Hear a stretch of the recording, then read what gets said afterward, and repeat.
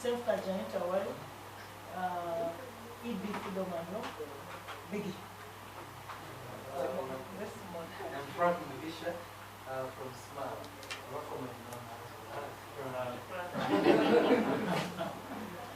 I'm Simba Richard from Sexual Minorities Uganda, Smile, commonly known as Richard. And we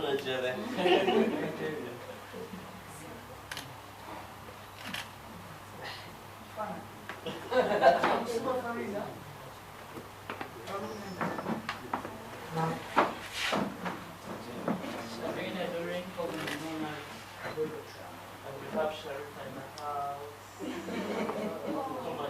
Sharif, my daughter.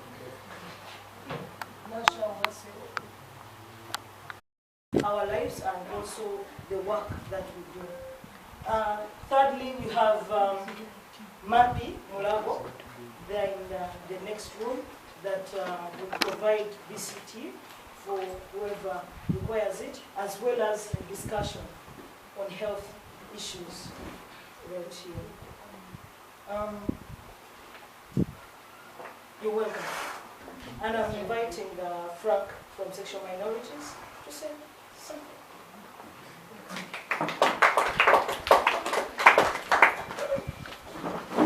Thank you so much, Farug. Thank you all for turning up to celebrate with us International Day Against Homophobia and Transphobia. I will not say much because we have a lot of activities going on, but I'd like to encourage you that we're also doing a football campaign. So I'm wearing this t-shirt. Today it's to wear I need that word. But the football campaign, if you feel comfortable, you can just write anything on a piece of paper, take a picture and give it to me. And we're also getting international footballers joining the campaign, so that we can try to find a way of eradicating homophobia and transphobia in any way possible. So thank you so much for showing up and continue doing the good work. Thank you. And most sincere apologies for not being able to join you all. Let me join you all and the rest of the world in marking the International Day Against Homophobia, Transphobia, and Biphobia. I am saddened that I'm unable to join you all in person because of a pressing personal problem that has necessitated my travel out of the country. I accept my most sincere apologies. On my own behalf and on behalf of Chapter 4, I accept our profound good wishes. You all have our deep admiration and unwavering support in the pursuit for equal society, a society where one's sexual orientation or gender identity will not be grounded for discrimination. While we use the aspiration occasion to register our condemnation for all forms of violence and discrimination on the basis of sexual orientation and gender identity, we must also celebrate our resiliency and courage. Throughout difficult moments, you all have not despaired. You have not resigned to violence and discrimination. You continue to reject violence and discrimination against LGBTI persons as uncivilized, unlawful, and against conscience of all human society. You have continued to claim spaces because of the belief that all human beings are born equal and must be treated as such. We must all celebrate this resiliency and courage and sing over so loudly that we will not be silenced. We must all recommit ourselves to this important cause. We must not do so not because it is popular, but because it is the right thing to do. We must remind ourselves that we are not in a popularity contest. We in a contest and defense of human ideas and values. In a country whose constitutional order is founded on the principles of unity, peace, equality, democracy, freedom, social justice, and progress, in a country whose constitution provides that fundamental rights and freedoms of individuals are inherent and not granted by the state, and in a country where the constitution provides for that all persons are equal before and under the law in all spheres of political, economic, social, and cultural life, and in every other respect, and shall enjoy equal protection of the law, and shall not be discriminated against on the grounds of sex, violence, and discrimination against LGBT persons have always been strange paradox, if not irony. This paradox has given fertile ground for the widespread, persistent and sometimes suitable and unseen, but heart-wrenching discrimination and violence, even though the anti-homosexuality law was nullified by the courts. Discrimination and violence stopped during the process of its enactment, continues unbattled. Access to social services such as employment, healthcare, and justice systems remain difficult, if at all. Let us use this occasion to call for a renewed and sharper focus of all partners on the new forms of violence and discrimination, which are suitable or subtle yet damaging. We remind the world that it is no time to rest on our tails. Instead, it is time to support local actors in efforts to ensure greater respect for human rights, especially for LGBTI persons. I wish you all a good day, fruitful deliberations, and assure that Chapter 4 will always be your unwavering ally in the pursuit for justice, equality, and non-discrimination. Which the LGBTIs are part of us and we are part of you. We majorly look at healthy issues.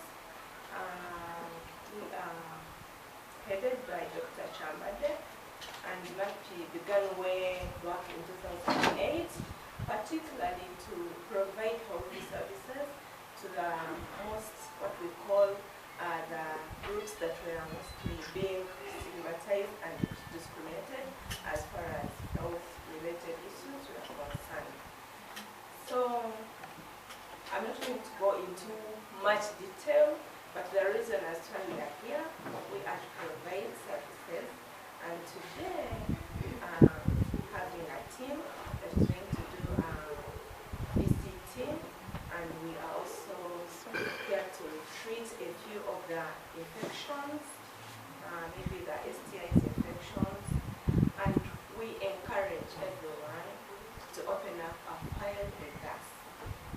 We provide services free of charge at MAPI, and when you open a file, you're free to come and access services at any time, whether at night or day. But what I should say is that we work Monday to Friday, 8 to 5, but in the case of an emergency, we are there to provide services. So that's why we say you open up a file. When you open up a file, we provide a card. So in this case, you take up our contacts, just in case you get an emergency off duty or outside the time of work, you can always call us and we arrange a document. It's very well versed with us that everything without health is nothing. Health may not be everything, but without health, everything is nothing. So we encourage you to test, know your HIV status, and if there's any infection or you're feeling any irritation that is unusual, please come up. Do not wait for the thing to first, come big and big and big. Some of I was earlier told, people fear, some have already tested, and it's funny to test again, and there's nothing to fear, because even if you turn to be HIV positive, there's medication, right? So why should you fear? If there wasn't any solution, you would fear. But now that there is a solution, there's no need to fear, because you can access medical health services. I think I will not have a lot to say. We are just here for some little time. I think by 6 we'll be closing. We are so delighted to work with the LGBTI community. Thank you so much.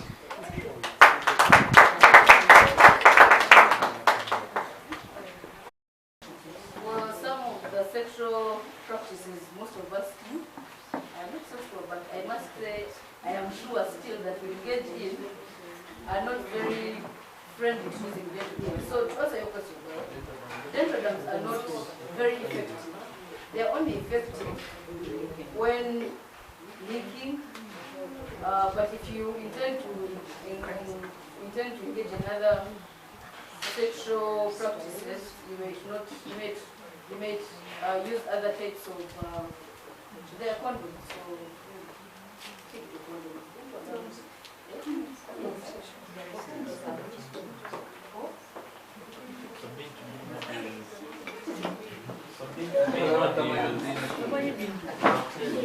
My question is in regards to members who are dating bisexual partners. And in this incident, we look at a bisexual partner being sexually active with both her boyfriend and a lady. So you look at it in a situation whereby, for instance, if she's like maybe cohabiting with her boyfriend or they've been together for some good time, and they're probably all using condoms. And as most of them have pointed out, when it comes to our L6, you find that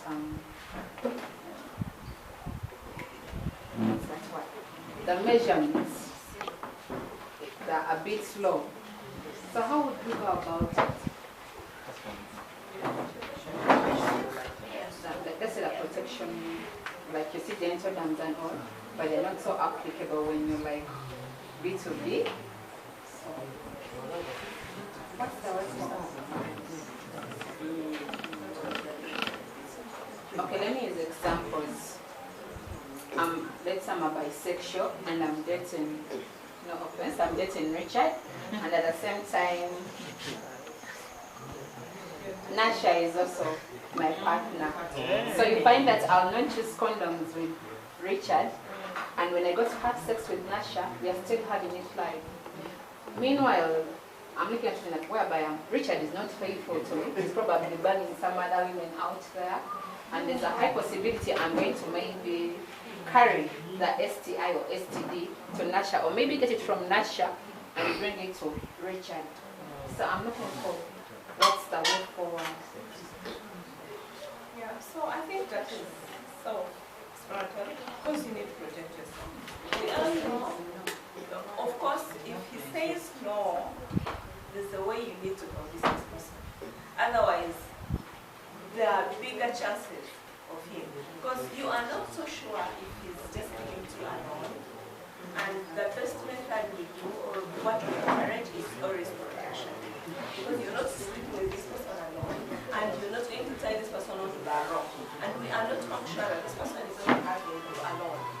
And you also know that probably I could transmit the infection to some other person. So in this regard, we say,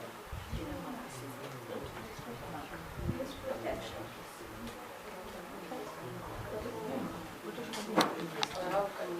Any other questions, guys?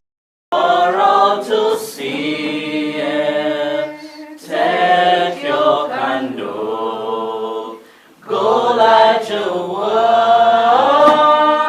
Take your candle, go light the world.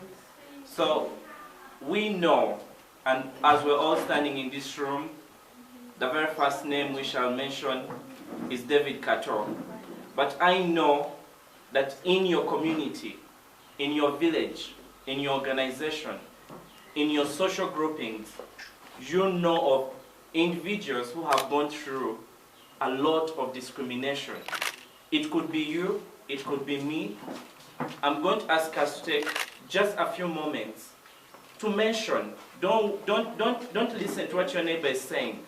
Just mention that name of that person who is living today, who is not with us today, who has left the country.